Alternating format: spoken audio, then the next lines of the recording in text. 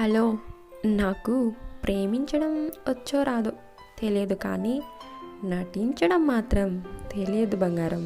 నువ్వంటే నాకు ఎందుకంత ఇష్టమో నా దగ్గర రీజన్ అయితే లేదు, కానీ రోజు నీతో మాట్లాడాలని, నీ వాయిస్ వినాలని, నీతో సరదాగా టైం స్పెండ్ చేయాలని, ఎన్నో కబుర్లు నీతో చెప్పాలని, నా ఇష్టం కష్టం ఏదైనా నీతో పంచుకోవాలని అనుకునేంత ఇష్టం.